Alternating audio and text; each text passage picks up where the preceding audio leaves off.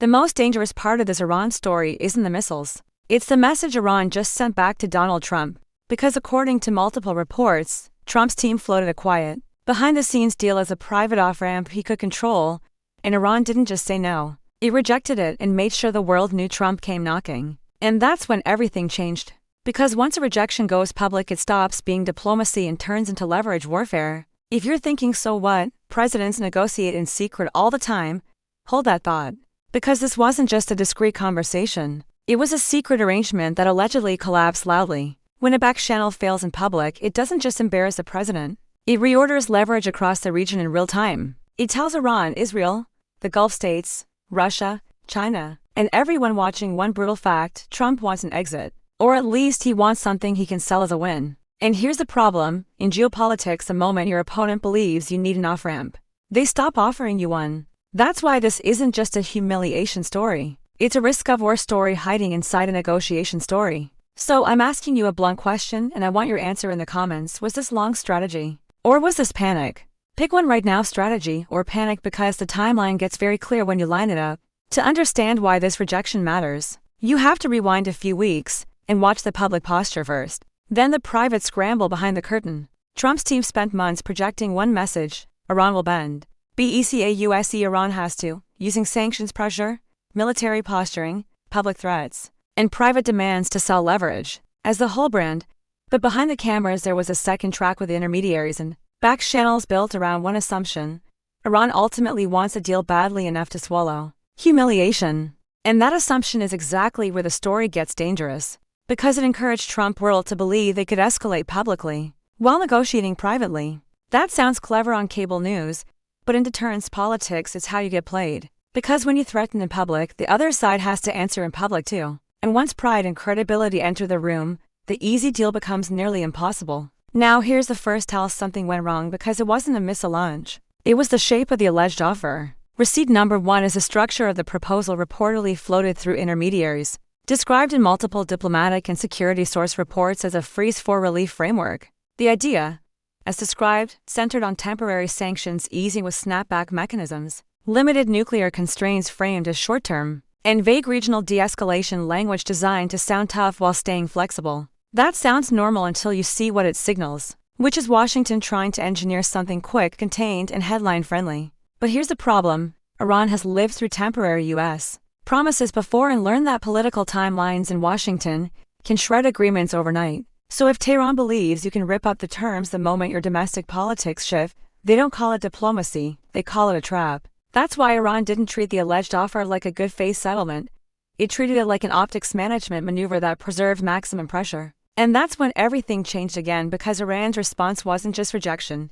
It was a message about who has power. Receipt number 2 is how Iran responded.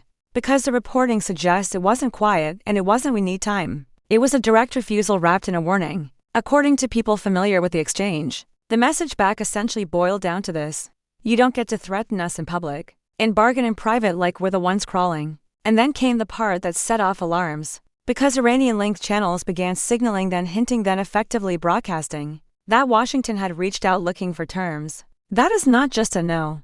That is Iran turning the rejection into a regional announcement that Trump is a one shopping for an off-ramp.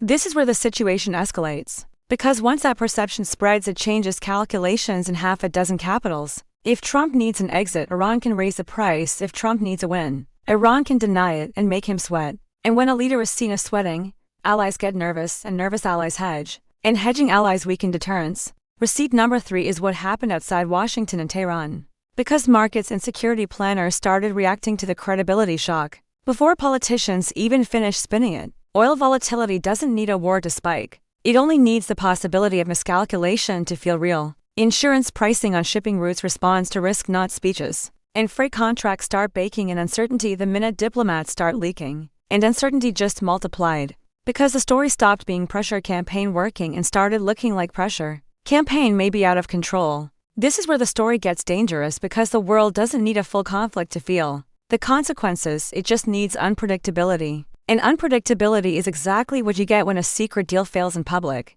because it tells everyone the steering wheel might be slipping. If you want updates and strategic breakdowns without the cable news theater, hit subscribe now, because the story moves fast and the next leak can drop overnight. Now, let's talk strategy because this isn't just personalities, it's a textbook miscalculation with modern consequences. Trump appears to treat diplomacy like a branding exercise, threaten loudly, negotiate quietly, declare victory because it plays well for domestic audiences. But Iran isn't playing for a headline cycle, it's playing for regime survival, deterrence, credibility, and long-term leverage across the region. So when the alleged offer looked temporary and optics-driven, Iran read it as weakness. And when Iran sees weakness, it sees opportunity. But here's the problem for Trump. The moment you try to hide your off-ramp, you reveal that you need one. And once your opponent believes you need an exit, they stop helping you save face and start charging interest. That's why the rejection matters more than the alleged terms. Because it wasn't just rejecting a proposal, it was rejecting Trump's ability to control the narrative. Now watch how other players move when they think Washington is blinking. Because the reaction isn't sympathy, it's repositioning. In Israel, hawks read this as a warning sign that if Trump is looking for a quiet exit, Israel may accelerate its own timeline before Washington restrains it. In the Gulf, the calculation shifts to survival because Saudi Arabia and the UAE don't want to be caught in the blast radius of a US-Iran spiral with no predictable command. So they hedge harder with more quiet channels, more regional autonomy, and more options outside Washington's umbrella. In Europe, this becomes an emergency containment problem, because European leaders feel energy shocks and refugee pressure first, whenever the region destabilizes. And then there's Russia and China, who don't need to fire a shot to benefit from the perception that US power is loud in public but anxious in private. Influence erodes the same way trust erodes, not in one dramatic collapse, but in visible moments of scramble that other capitals remember. Now compare the narrative being sold to the narrative being lived, because this is where media versus reality becomes a security issue.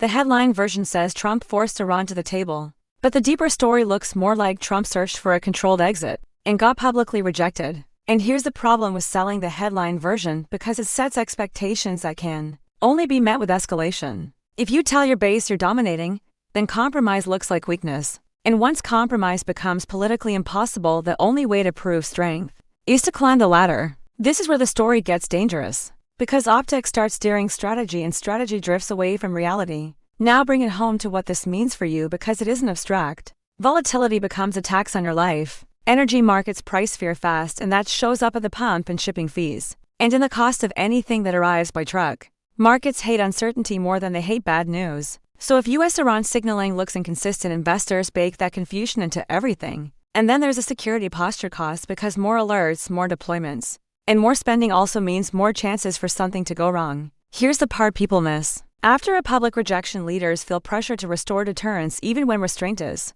smarter. So where does this go next? Because I see 3 scenarios and none of them are clean. Best case is quiet stabilization, where a third party like Oman, Qatar, or a European channel rebuilds a framework durable enough for Tehran and sellable enough for Washington. Both sides claim victory and step back from the edge. But even in the best case, the trust damage is permanent because the last backchannel turned into a public humiliation contest. Middle scenario is a prolonged pressure and revenge loop, with no full war but persistent escalation through cyber hits, maritime incidents, proxy flare-ups, and periodic strikes. That becomes a new baseline of danger that quietly rewires budgets and alliances, and the world learns to live with a permanent risk premium. Worst case is an escalation spiral driven by politics, where Trump, boxed in by rejection optics, tries to prove strength in a way that forces Iran to respond. Iran responds to restore its own deterrence, and the ladder starts climbing. Not because anyone wanted war, but because backing down becomes politically toxic. And once backing down is toxic, accidents stop being accidents.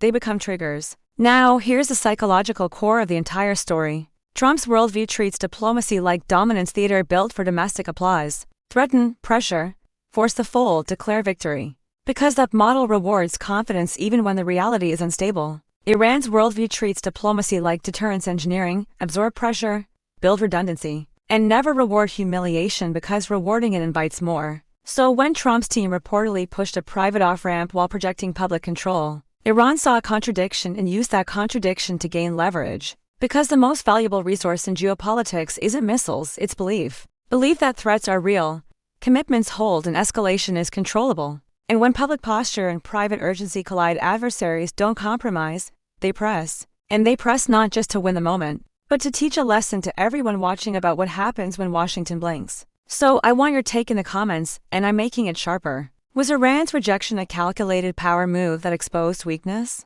Or did Trump want the rejection to justify the next escalation? And if you think this ends in a deal, tell me what the terms would have to be for either side to accept without looking like they blinked. Subscribe if you want the next chapter the moment it breaks, because the next leak, the next intermediary meeting, or the next retaliation signal is coming fast, and this story is not slowing down.